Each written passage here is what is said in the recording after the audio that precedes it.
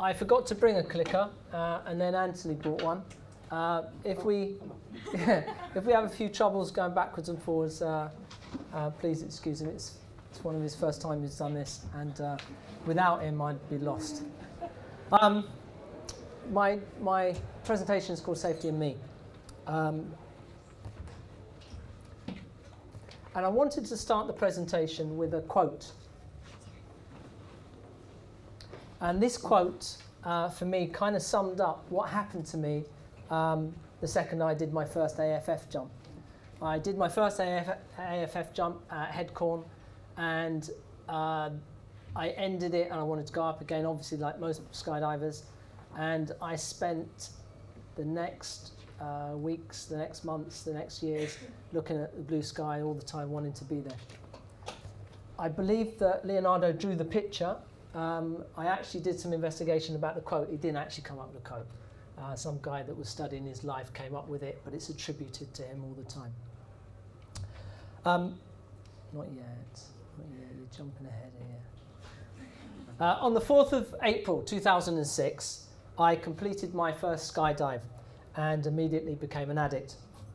My jump numbers suggest that I've managed my addiction over the years, and I've got just over 800 jumps. And so 800 jumps, 14 years, I can handle this habit. 60 jumps a year. For several years, I was a member of a four-way team.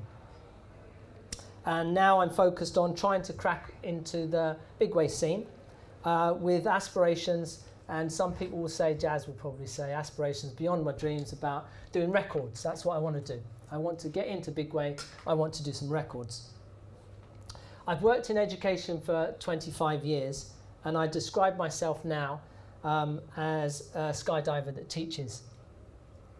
I went to college and university in the late 80s and early 90s when it was free, but I never developed a passion for learning, which is odd because I work in education.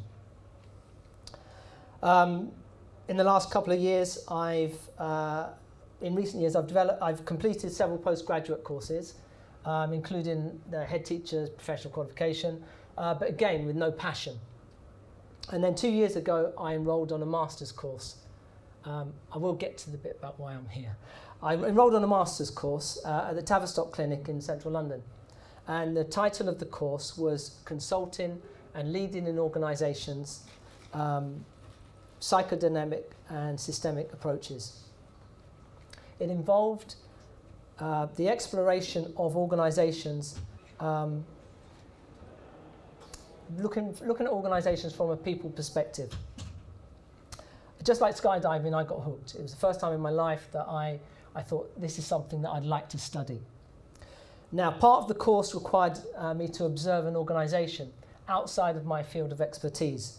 And the second part of the course required me to carry out a consultation with an organisation that was unrelated to education. I figured out if I had to write extensively, and writing wasn't my thing, if I had to write extensively, and if I write extensively, it'd be easier to write about something that I loved. And if I were to contribute to further thinking via a consultation, what better organisation to consult to than, I was going to say the BPA, British Skydiving. I'm bound to, throughout the course of this, you can count how many times I say BPA, British Skydiving. The short reason for me standing here today stems from an attempt to combine two passions. The safety focus came from my personal experiences as a skydiver, and also my narcissistic belief that I could find something, whether it be conscious or unconscious, tangible or intangible, in this consultation that could make skydiving safer. I'm going to start by saying I didn't find that. I don't know why I thought that. I must have been mad. I then met, so I pitched the Tavistock methodology to Martin just over a year ago, and I thank him for his time there. And then I met Tony, Jeff, Martin and Angel, and I was warmly greeted, and the consultation began. The presentation isn't about the consultation, there's bits and pieces. If I'd been approached in one of my schools by somebody asking to consult as a non-expert, talking about unconscious processes in something like teaching and learning, I would have shut the door, I would have locked it, and I would have called security. But they didn't, they let me in. And from day one, they were candid and true, and I'd like to thank them for the experience. Not this experience, the experience of the consultation. The presentation is a combination of findings, experiences, and thoughts, and I'll present them accordingly. I'm going to start with a few statements to clarify my position, so there's no misconceptions. Just the one. And so I'm going to be expressing my own personal views. I'm not speaking on behalf of anybody else. This is all about what I think, and I could be wrong. Yeah, I could be wrong. I'm not an expert at all, and so I'm not going to be giving anybody advice. If anybody came here thinking that I was going to tell you how to be safer, I can't. I'm going to illustrate a couple of things that I've done in the past that weren't great. And I'm not illustrating them to say that they were great or to say, look at me. And the behaviour that I exhibited, I'm illustrating so that I can explain why. My ideas are just my ideas, and although I'm passionate about what I say, they are just ideas, and there is a small chance that I could be wrong. As a student, I'm happy to be corrected. And last but by no means least, I have no commercial interest in skydiving. I often dream about being a skydiving instructor, but that's not me. I just jump every now and then. The first thing I found when I started the consultation, and it's when I sat there this morning and I watched the AGM, I thought, okay, I'm going to talk to an audience, and they already know. I'm just telling you, I didn't know. I didn't know who British Skydiving were. I didn't know the people behind the organisation. I thought that there would be lots of people because it's a large organisation and it's a complex organisation. I'd never been to the expo before. I've been a member since 2006, yet I'd never stopped to think that British Skydiving included me. I was British Skydiving. It wasn't. They're not tax collectors. They're not people that sit in offices at Leicester. I am part of that, but I never thought about that. I had no idea about the structure, committees, or the large volunteer workforce, in addition to the brilliant staff that they employ. But the workforce, the large volunteer workforce, keep the planes flying. They keep us safe. They are something that contributes just like everybody else. And they are the unsung heroes. And it was quite nice today to see and acknowledge all of those people. And it explains why I put my hat in the ring for a seat on council. I wasn't elected, and my friends will tell you that's probably a good job. But I was glad to see that the people that were elected were people that I knew that had given so much to the sport, and so they weren't missing out on not getting me. This isn't the beginning of a pitch for next year. This is just an opportunity to say thank you for those people that voted for me, and well done to the legends that quite rightly got voted on to the council, who do a great job on our behalf. The first thing I'm going to share with you about my experience, and again, it comes back to, I'm not condoning any of this. I'm going to ask you a couple, so this is jump 38. I tend to, just before you go through this one, I tend to write quite a lot, and I'm going to ask you a few questions, and sometimes I teach, and sometimes I ask questions, and I get this.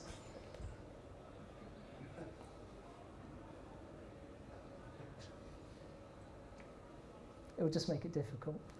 Put your hand up if you write a regular log. Do we have to write a logbook entry? Because I don't know. Is it a requirement?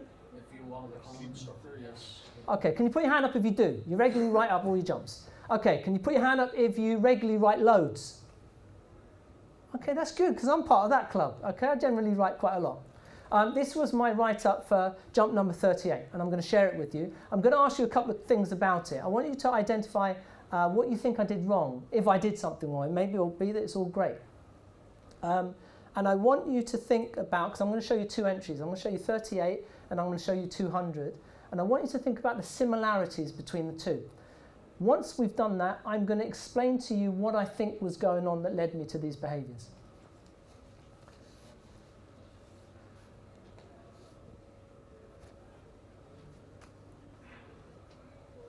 So I exited 12,000, dive exit, stable straight away. I'm pretty damn good here. Flipped onto my back, 15 seconds, tried to control it. Awesome. I write awesome quite a lot. And it's normally about me. It is only about me. Okay, so have a look at that. Hold it, look at it. I want to know what I'm doing wrong. I've got 38 jumps. I've got an A license, and that was my jump. The rap thing about the brake lines, I was jumping rental gear, and I think I jumped the rig maybe before, and I convinced myself it just didn't flare. And I saw somebody in the packing shed, and they were talking to somebody else, and they were saying about, oh, lines get stretched, and if they're stretched because it's club kit, you must have to wrap it around your hands or whatever. Okay, and jump 200. A little bit higher. Oh. Attempted double rodeo. I was on the camera step though. Okay. Fell off at 6,000.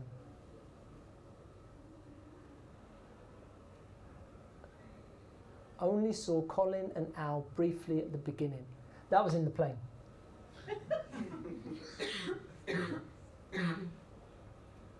Brilliant.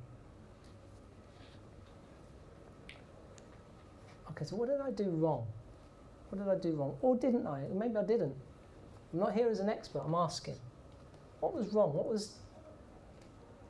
Was there anything wrong? If we go back to that first jump. I'm jumping, I'm going on my back, I'm flying on my back, everything's cool, I'm awesome. Did you run the jump past anybody before you actually got in the aircraft? See if it was okay to do it? To be on your back and climb quickly? No, I wasn't. No. Was your equipment free-fly friendly? Do you mean, does it have that knot thing? And also the bottom of the container where your No.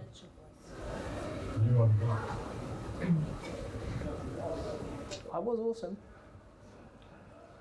What about this jump? What about this one? 200. You were very ambitious to hold on. Double rodeo. Do you know Yes. do you know where the other two are? No idea. I saw him in the package shed later on, but no idea. So was this before they changed the opening heights? Yes. Yeah. Oh, yes. I'm going to say yes. So it's still breaking off quite low for an unusual jump and deploying at questionable altitude. Yeah, I didn't. It took a long time to find him. I thought, the two jumps, did you have a plan? no. Oh, with the rodeo one, I planned to hold on. What was your planned default if it didn't go according to plan? If it said continue to turn, what was your plan to deal with that? I didn't think it would turn. I thought we'd be all right. I'd kind of listened to people talking about that. I didn't have a plan. What was the experience level of the people you were jumping with? I don't know. This is where you went wrong then. Brakes coming in the land, was that intentional? Yeah, someone told me that you want to come in fast and you want to be cool and swoop, and kind of not swoop, but you want to just like, then you just come on brakes, and I thought I'd give it a go. Had you jumped that rig before? Is that someone still alive? I had jumped the rig before. You had. And you jumped it again. Was any of this, did you talk through this with any of the instructors? No. Did you have any safety concerns at all doing any of this? No. Now, the next, go on, Billy. Well, it's time to ask you then. Did you think you were leaving anything to chance while you were doing these two jumps? No, I really didn't. No. And that's what I want to talk to you about. I didn't. It's not. I look back and I'm not finding it funny. I'm finding it horrific. I read it and even to share it with you, it's difficult. It isn't funny. It isn't. But I had no idea. But the question I want to ask before I start to explain why possibly is that rare?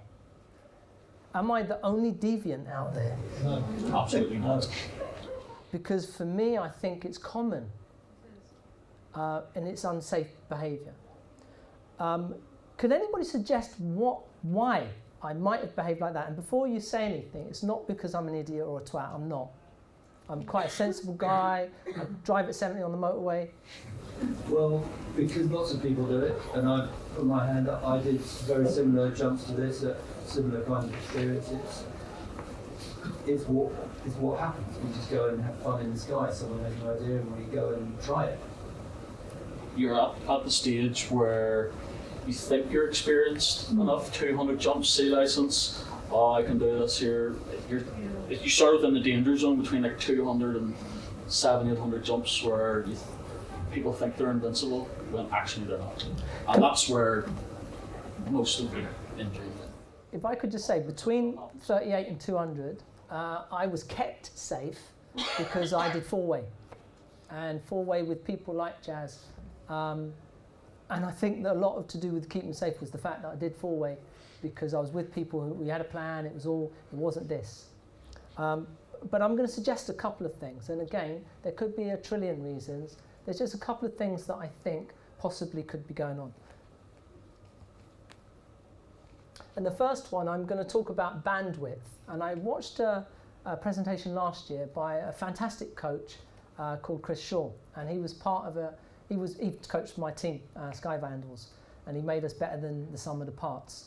And he mentioned the term bandwidth. And I've taken that. And I tell students all the time that our capacity to learn is limitless. But the amount that we can learn at any one time is limited.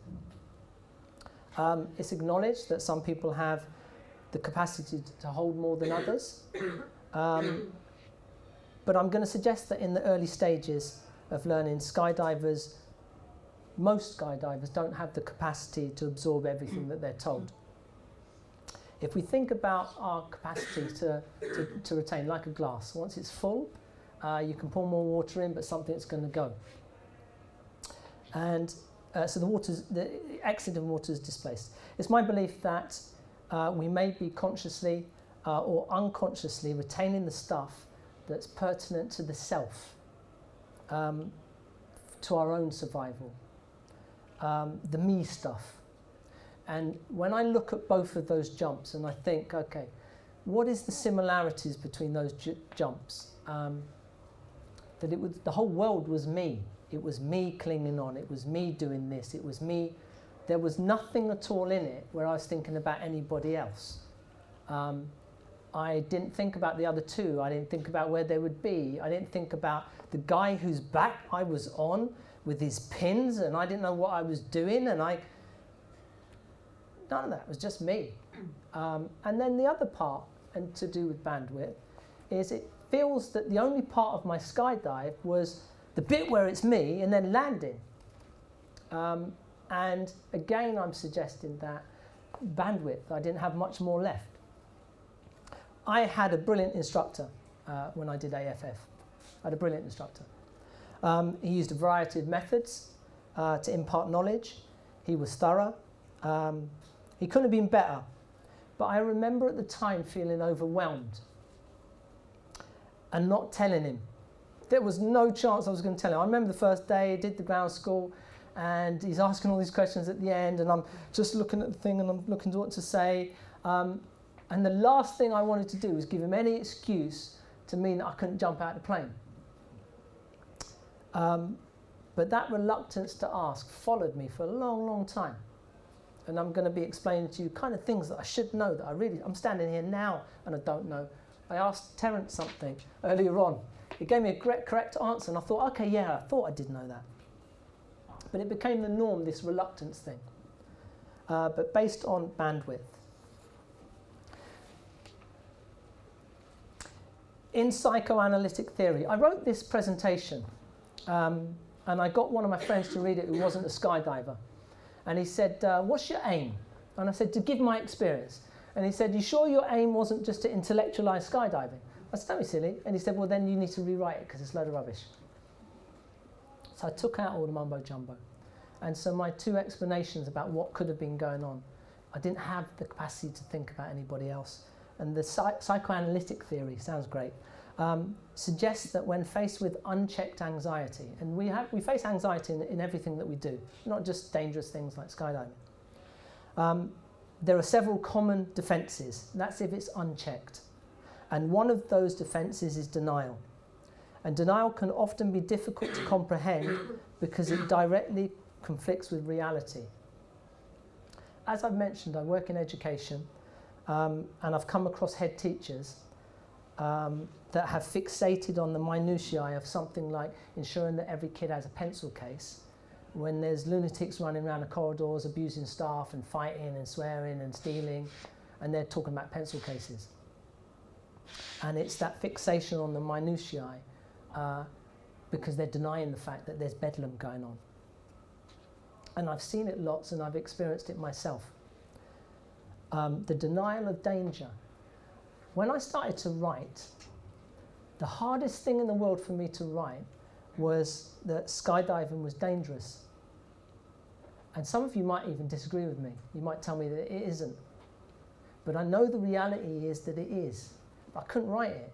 And part of the reason I couldn't write it is because I told myself so many times that it wasn't, that it was safe. I don't know, put your hand up if you've ever told a partner or a friend it's safer than something else. Okay.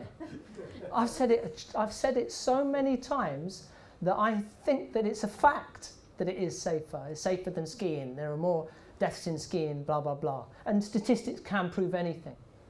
But I want to go back to this denial bit about the danger. And I'm going to say something that you might find shocking, and I don't want you to misinterpret it. I was at a drop zone many years ago, so at the beginning of my skydive career. And there was a fatality. There was a fatality. The next part is going to shock you. At the time, I just knew that there'd been a serious accident and an air ambulance had come. And my reaction was, I wonder if they'll be open tomorrow. Now, I have empathy. I'm not a psychopath. But what's going on? That I see something that is, or I'm there when something so traumatic is going on, and I'm saying, when's the plane going to go again? And I think that it's simply this, that I have to put that danger somewhere else because it will stop me.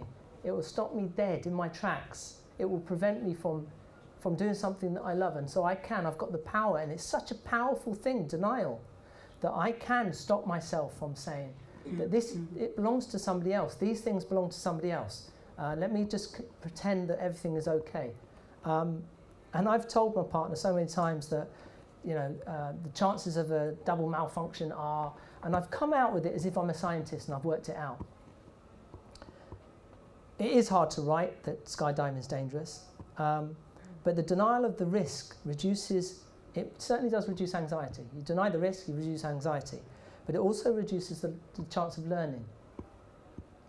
And my belief is, and it combines denial and anxiety and bandwidth, and it's at the early stages.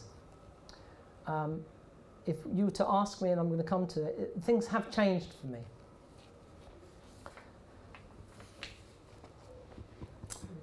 The next bit about the sheep. I was reading an article, and anyone that went to university with me would tell you I never went to the library, never knew where the library was, didn't read anything.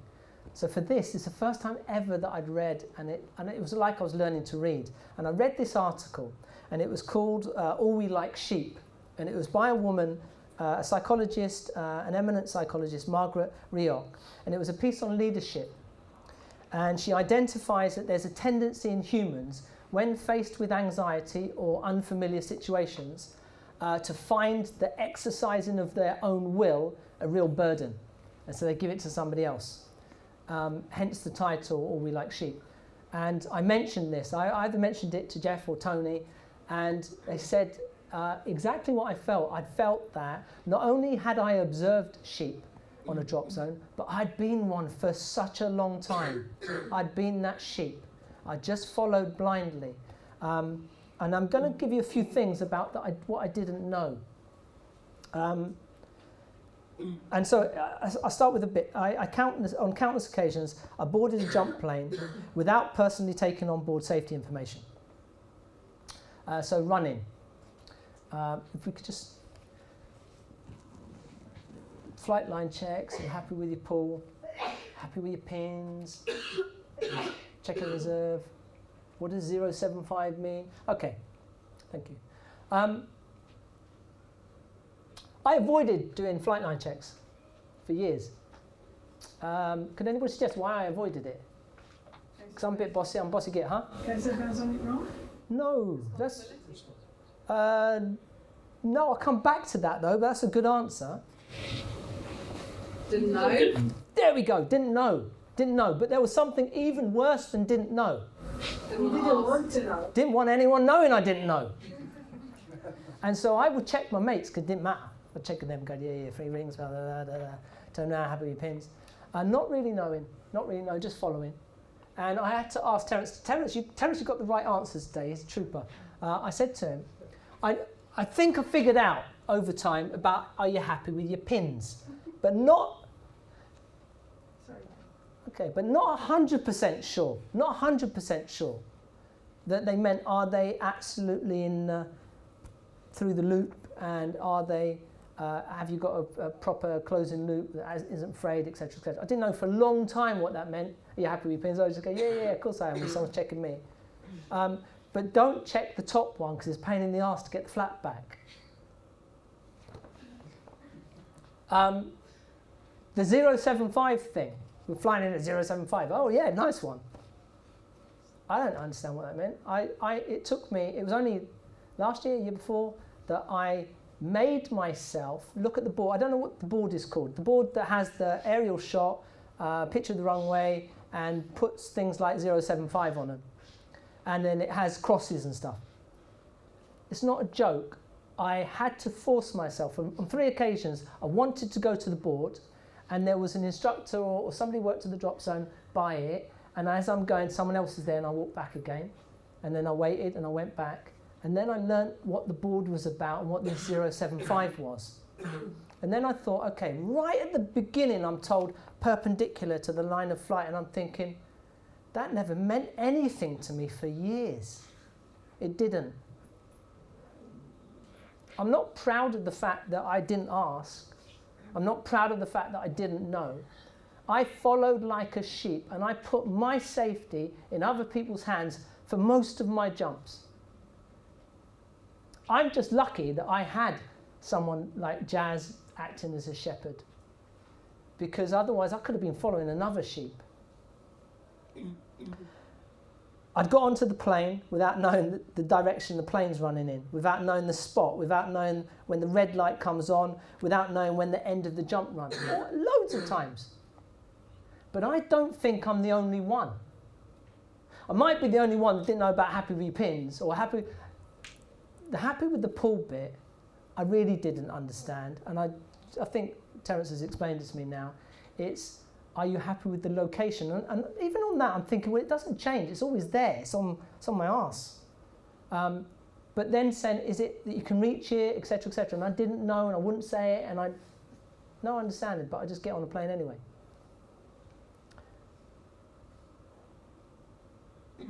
I boarded the plane without having asked someone to check me out, without having checked myself out, loads of times.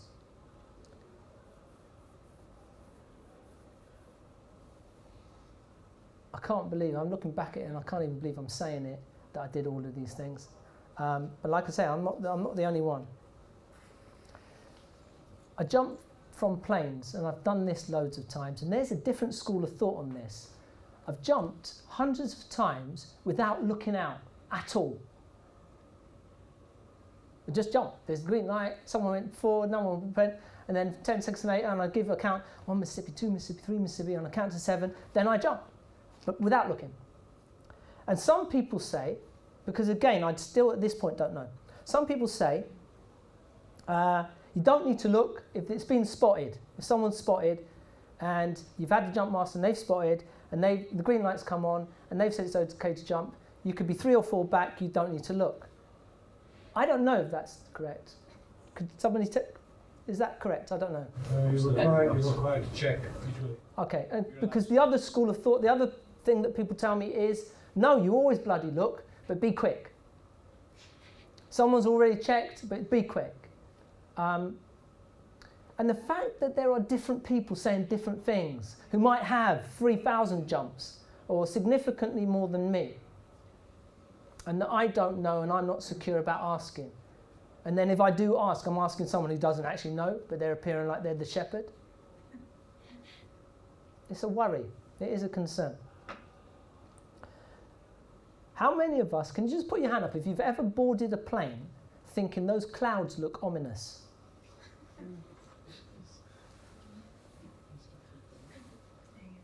And then sighed a sigh of relief when they brought the plane down. And then got back in the plane again because everyone was getting on the plane. Or thought the wind is howling, but everyone's walking to the plane, so we walk to the plane. In my early days, I put my behaviour down to struggling with anxiety and being afraid of showing ignorance. But recently I've started to consider the concept of leadership at the drop zones. And there's 2 questions I want to ask. And the first one is, why might skydivers be reluctant to lead? Because we're pretty good at being sheep. Again, I have to assume that I'm not the only one. I'm not the only one. I often go in a flock. We all flock when we go into the plane. But why might skydivers have issues with leading? Because when you take the lead, you take also the responsibility of the group following you, and you feel responsible for them. And maybe you're just there to have fun. Maybe you're not working in an industry, and you wouldn't want the burden, the decision for the others. Yeah, that's brilliant. Yeah. It's a lot of responsibility, stakes are high. When I'm doing for fun and it's just the me, I can banish thought of danger and risk and so on. The second that I'm the person responsible, that's right in the forefront of my mind. And I'm thinking, how can I hide now? There's nowhere to go. There isn't anywhere. It's a really responsible position. Anything else? Any other reasons why people, because I'm going to relay a story to you, yeah.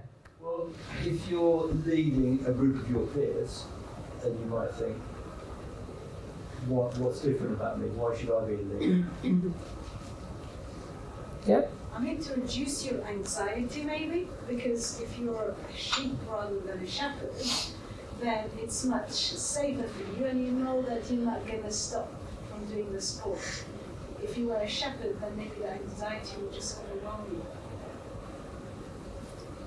If you do 100 jumps and you spot 99 of them absolutely spot on, you get one of them wrong, what are your friends going to remember? They're going to be on your case about you don't know how to sport.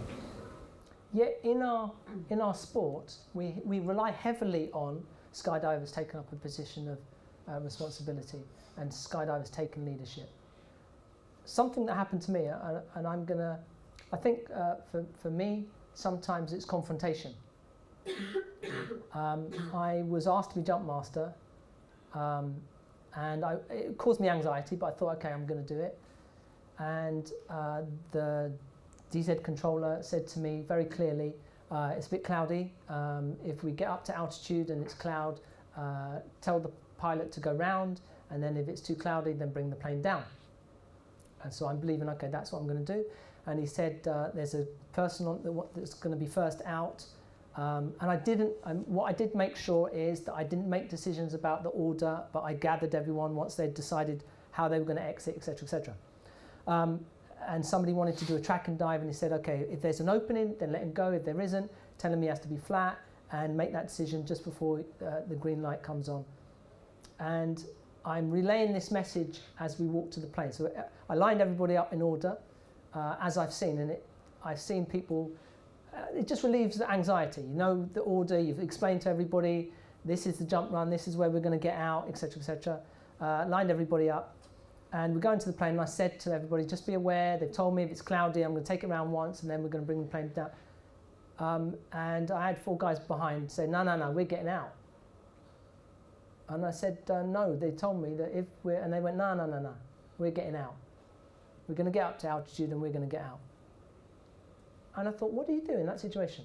What do you actually? I really don't know. Do I physically... both. Stay where you are. Don't get on. Yeah, just stay where you are. Don't get on. Don't get on the plane. They don't. They don't get on the plane. Okay. Because who wants that? I'm sure, can you put your hand up if you've ever been in that situation where somebody thought they knew better, or somebody was willing to challenge, or you've got the idiot at the back going, green light, go, go, go, and no one's even spotted. But it is that tension of, okay, if I take up that position of responsibility, if I take that authority, if I become the leader, what might happen to me? Because the easiest person to attack is the person that's leading at the front. What do we want from our leaders? What do we want from them? What we want. Yeah. Sorry. What we want. Which is what? We want them to make the decision for as long as we approve of it. Okay, yeah. Example of good practice. Exemplary practice, yes. Understanding the psychology of each student if they can.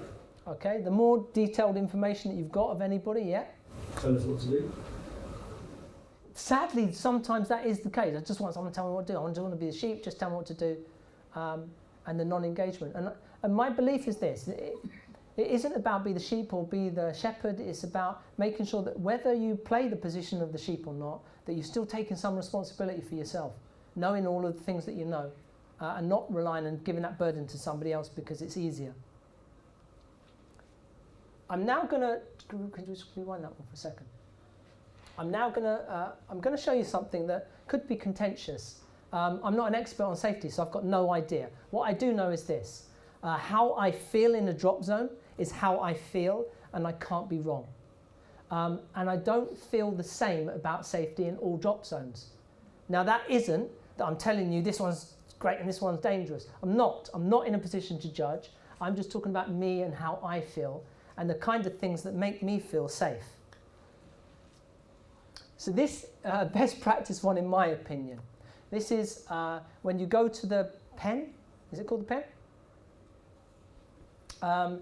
And somebody's making sure that whatever system is in place. So it might be that every signature gets done and they're making sure that everyone gets signed and they're checking. The flight line check. This is what makes me feel safe. I feel safe when somebody says to me, who's checking me out, how many jumps have you got? What license have you got? What are you going to do? Have you jumped here before? Have you had a DZ briefing? And they ask me all of these questions. It makes me feel good, it makes me feel safe, and I don't think that it's racial profiling, and I don't feel the same as if I'm at the airport and I've got nothing metal and it goes beep. I feel safe. I feel safe. I feel safe and secure that the person is asking me, and I don't know, this is another thing that I'm sharing that I don't know, what are all the questions that they're meant to ask? Because some places ask a hell of a lot more than others, and I have no issue with anybody doing that.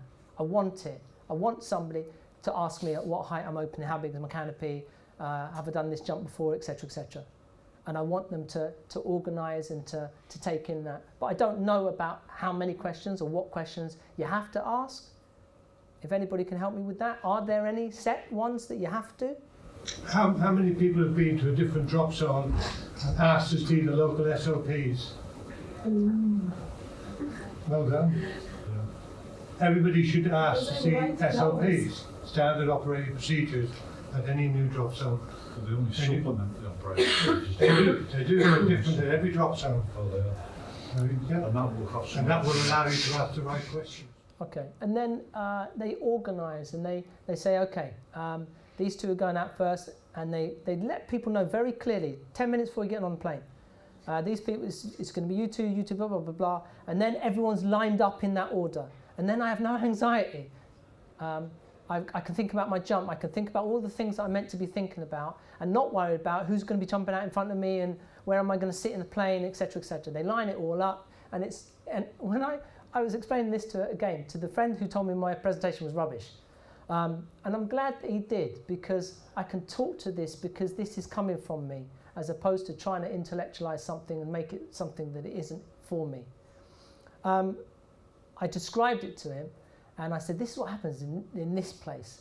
And he said, that sounds really military. And I was describing Netheravon.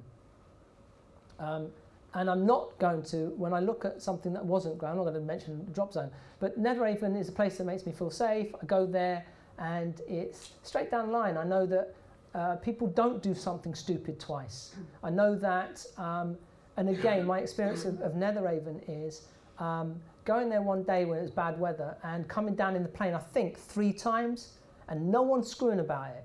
No one's saying anything at all. The plane came down, the plane came down. And I liked that fact, that there was that. And it made me feel secure. And again, even within a drop zone, some jump masters are better than others, but Netheravon made me feel safe. All of these things, clear exit order, and then the green light thing. The green light means go if it's safe to jump, as far as I know. The green light doesn't mean go. It doesn't need some lads at the back going, go, go, go, and no one's even looked where we are, or we've still got a way to go before we hit the spot. And again, I think we've all experienced that. And then again, the next one is the bits that kind of stress. Next one. Is there another one? Yeah. Last minute rush, where nothing's clear, where you are literally organising yourselves who's getting out first and who's doing what as you sit on the plane or you walk into the plane. And at this point, my heart rate is going. And I know the right thing to do now. Now I'm standing here and I'm speaking. I know the right thing to do at that point is not get on the plane. But I've been in many situations where it isn't made clear. No one talks about separation. You're asking in the plane, going, how many seconds separation? Or what's great is sometimes in the plane it's written there, 7 seconds or 10 seconds. Where's the spot? Where's the last person getting out? When's the first person? Not explained. So going into the unknown, going onto that plane, not knowing where you're going to sit, and then people fanning around trying to move it and trying to get if you think about a student that's in its infancy and the anxiety that they already hold, how it's compounded by a situation where it isn't all clear and it isn't regimented. And also the green light, go, go, go thing, again, stresses. Okay, so where am I now? Safer but not safe. Let's be honest. If we want to make skydiving completely safe, then we just change it from a sport where you jump out of planes to it's just in the tunnel. Although doing verticals with Terrence ain't safe. That ain't safe.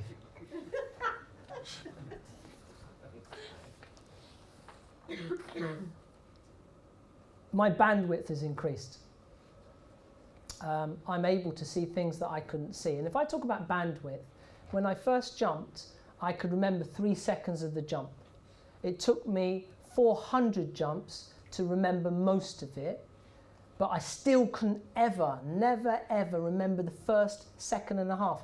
And what's interesting is this, that after, I don't know, about 600 jumps, I could remember the first second and a half.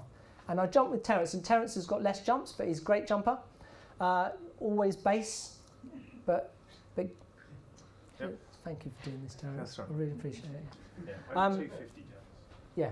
But what I saw with Terrence is the opening your eyes and waking up on the hill. And so I jumped with Terrence and we'd exit together, and 2 seconds later I can see when he switches on. And I could see that with Terrence, and I knew that I was okay. I'd gone beyond that point. But my bandwidth has increased. I am significantly more aware of things going around me than I was. I now embrace safety. at the time when I talked to Jeff and I talked to Tony, I felt that there wasn't safety stuff out there, which was a madness. The reality was, my bandwidth was so narrow, I didn't want to see safety stuff out there, because now I'm seeing it everywhere. I'm not afraid to ask. I'm not afraid to show my weaknesses. I'm not afraid to say I don't know. I'm constantly learning from what I call true shepherds. I look at the people who are the best, the people that are acknowledged to be greats in the sport, and I see what I can learn from them all the time. And I don't do it by observing from afar. I'll speak to them about it. I don't take it for granted that I'm safe. I was at Kharkiv on a 100-way recently, and so I've come on my journey to where I want to go. I was doing a 100-way, and we'd been successful, and we'd built the first 100-way, and then it was the first 100-way over the Ukraine, and so we're all happy. And then the next day we did a 2-100-way, and then on the third day, and I was really, really proud of myself, because I was in a tracking group with some really experienced guys, and one of them said to me, "You track really well." And the quadrant leader told me I'm going to be the tracking lead, and so I learnt to gather the flock, and then I learnt to track, and I learnt to stay with that group, and I was really happy about tracking, and I tracked for my life. Once I did this, and I tracked for my life. And every time I opened up, there were 99 canopies over there somewhere, and I always landed far away. I was really happy. And we're doing now 3-point 100-way. And so the only bit that I was a bit sad about was I was float, and so I was always just, I'd fall off the plane. But the good thing about being float is you're in all the videos and you're in all the photos. And so I've got loads of videos and photos of me exiting. So we're doing this 3-point, and I make my exit, very clean exit, and I'm waiting there half an hour, and everyone gets in, and I get in, and then we make the 2nd point, and it's great, and then I'm thinking, okay, I know exactly where we're going, 3rd point, and we get into the 3rd point, and the alarm goes off, and boom, boom, I'm gone, and then I turn, and everyone's still there. And then I'm doing this. And I'm shouting and screaming, and I'm bashing my head, and then landed, and I'm down on the field, and I'm just sitting there, just miserable as sin, and shouting, ah! And I'm doing this, and what I didn't realise, I didn't realise, but loads of people came over to me to say, am I all right, because I wasn't standing, and I didn't know that sitting down and not getting up signified something. And eventually a guy came over to me and he said, "You're all right, blah, blah." And walk into the hangar, and he said, "Are you okay?" And I said, "Yes." I was just. And he said, "Okay, get over it. Get over yourself." And I said, "What?" And he said, "Get over yourself." He said, "You endangered us." And I said, "What do you mean?" And he said, "You didn't track." He said, "You tracked so straight and so long, and on this occasion, you messed up. And then you just thought about yourself, and you didn't think about us." And so from that position where I thought I'd had that much growth, and I thought I'd done that much learning and that much bandwidth, a situation that was anxiety provoking, and bam, I'm there, and it's all about me again. And it was a reminder for me that we're never done on that journey, and that if I am made anxious at any point, I could go back to that position of it's all about me again. I felt gutted because it was the same guy who told me that my tracking was good. But do you know the thing that I'm thankful of? That he said it to me. That he said it and he was angry. Because quite often things don't get said. And he was also the right person to say it to me. He wasn't somebody masquerading as a shepherd who didn't know anything from Adam.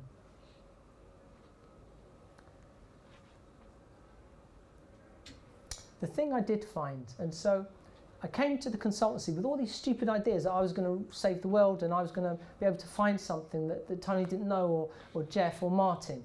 And I've apologised for my ignorance on that. But the thing I did find is all of the answers, all of the things, the questions that you would ask are here in British Skydiving. They are known. They are the knowns. I would go to Tony and I would say, what about this? And he'd say, yes, we've done it, done this, done that, done it. They're all there. They're all there. I think in my early days, I just couldn't see it because of the bandwidth, because of the anxiety. I think if you're not looking for safety, you can't find it. But all of those things are there. I've talked everything I suggested. It's already there. It's already done. It's already, someone thought about it. And I was going to say, as skydivers, we've got this reluctance for change. I don't know what it is about us. We're stubborn. And I was going to say that my belief is that we have experts that are in positions of responsibility to care for us, and that I think that we should be listening to them and following their advice and not reluctant to change. And then came on this morning and marked by IDA, it's all been cleared and so on. I thought, okay, again, another thing that's been sorted. And then learning from our experts. I think that we've got experts in all fields. And we talk about safe practices. There are people that are experts in every single minute detail. And for me, it's that, so how do we learn? What comes from this? And I think this, I was unsafe, not because I wanted to be. And I've learned and I've grown. And as my eyes open, I can see more about safety. But what can we do to open, again, this is about me thinking that people are the same as me, because they might not be. Maybe I'm just a bit slow. But if people are like me, what can we do to open their eyes quicker? How can we prevent them from not dealing with the anxiety that it's a dangerous sport and denying? How can we help with that? And I have an idea, and I'm just going to leave it with you. I ain't going to ask you whether you think it's a good idea or not. I've got an idea, and it might be a crazy idea. It might be an idea that never comes to fruition, but I'm just going to leave it here. We have kit checks every 6 months, reserve repacks. And again, I have no understanding about technology, but I believe this, that over the years, the technology of parachutes has improved to the extent that kit failures or parachute failures are rare. Am I right in saying that? Yet we have this 6-month thing and we do that religiously. If we could do something that is a reminder about the safety aspects of our sport on that 6-monthly, it would prevent us from doing the deny. We wouldn't be the head teacher that is fiddling his own burns. It would be and so my idea was something along these lines. It came from, I didn't make it up. As an educationalist, I have to do courses. And I have to do courses on safeguarding, I have to do courses on radicalisation, on health and safety. My boss is asking me why I haven't done the step ladder training. But I have to do all these training courses, and they're all online. And they're designed in a way that you can't just go to the end and do the test. If you don't engage with the material, you can't pass the test. But they're easy enough to engage with. And so I'm not talking about setting an exam for people to pass every 6 months. I'm talking about having something that is an online thing that is a 20-minute, 30-minute, 40-minute reminder of the things that we should be doing or the dangers that we face, etc., etc. Just to keep it alive so that we don't park it. And I think everybody has a tendency to park that dangerous element, to park that risk. And I feel that I feel a big release every time I say that skydiving is dangerous. And I do believe, though, by dealing with anxiety and by preventing that denial, we can become significantly safer. If you have any questions, I don't think I'll be able to answer them, but I'll be more than happy to answer if you have any questions. What other solutions would be to broaden the value of the early skydivers? I don't know, because I thought that about if I just think about the bandwidth, about how much of a jump I can see and what I'm not sure there are shortcuts for the bandwidth part. I know that there are ways to prevent denial, because you just deal with the anxiety. We talk about the dangers, we talk about, and then we can work through those dangers. And then those dangers then become something that we can work with, and we improve our safety.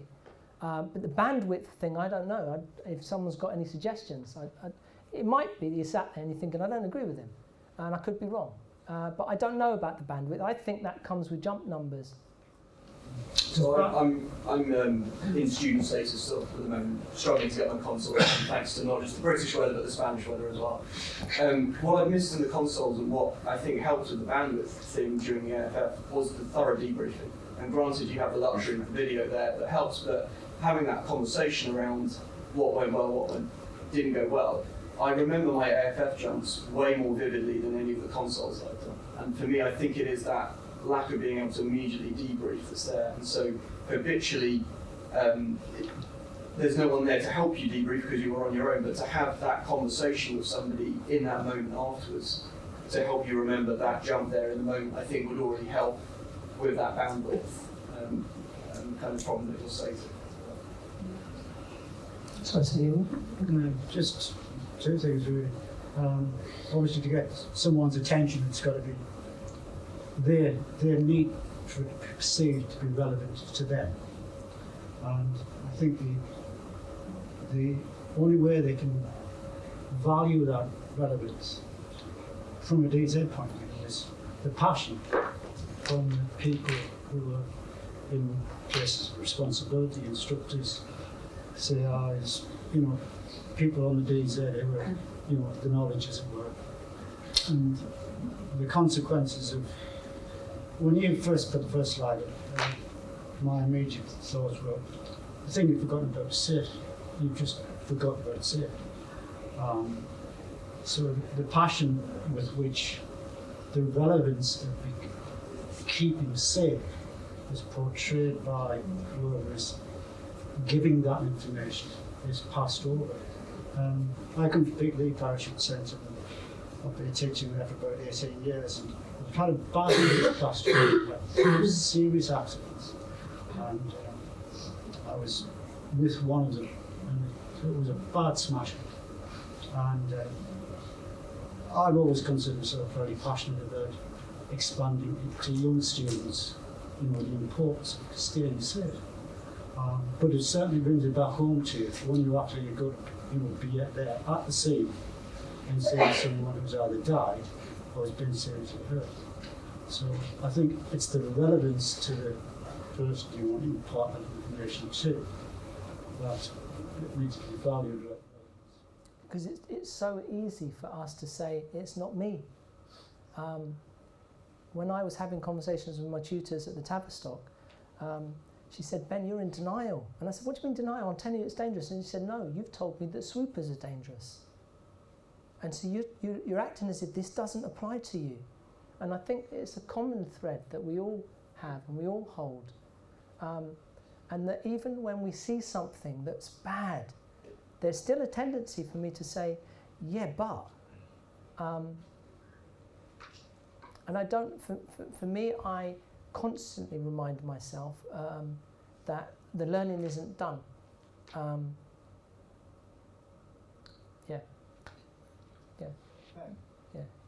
When we get to 200 jumps, normally that's the point at which people say, tell you what, you're the most dangerous type of skydiver. And I think, listen to you, it occurs to me, putting myself in your shoes and everyone else's shoes, that once we get past our AFF or RAPS or whatever we do, there's nobody really looking after us anymore, and learning kind of stops and we're kind of on our own.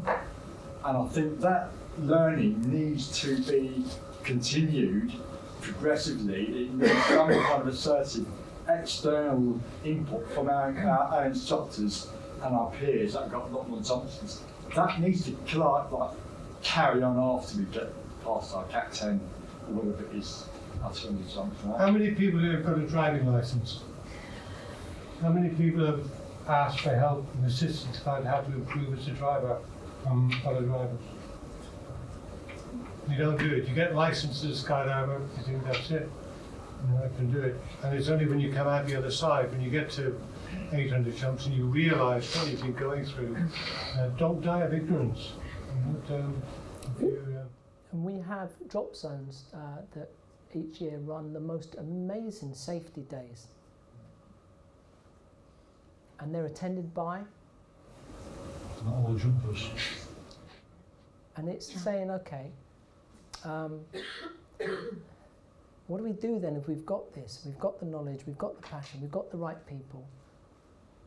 Because if you are like me, you can go into that denial bit. You can see something that happens and just think that it might not apply to you. Or then what do we do? What do we do to make that? Yeah. That probably the people who are in denial are probably not here. I must say though, Ben, everything you said today is exactly what I'm experiencing right now. And I'm a student. And I'm still stuck in level 4 because I am in denial. And it was only when my instructor told me, Sahar, did you not know that last week someone broke her neck in the same drop zone? I said, wow, is it that dangerous? And I think I've now, after listening to you, I think because when I did the ground schooling, the instructors were focusing on boosting our confidence, that everything is safe if you follow this and this and that.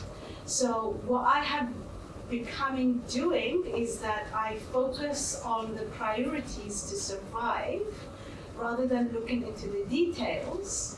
And this is what I did in the ground school, and it seems after listening to you that I'm taking what I learned from the ground school for the jumps afterward, and that's why now I feel I'm stuck. Like I am just denying it as a coping mechanism, it seems like it. The only thing I would have, I learned a lot. The only thing I'd say is that don't be like me and not ask and feel ashamed of ignorance. Because the person that you might rely on to be that shepherd might be ignorant too. And I've learned so much from this, and I really appreciate you coming to hear me and being allowed to do this, because it's helped me even more bring back this element for me. But thank you very much. Can I just have a round of applause for Terence, please? Because I was so nervous and he helped me. Thank you very much, folks. Thank you.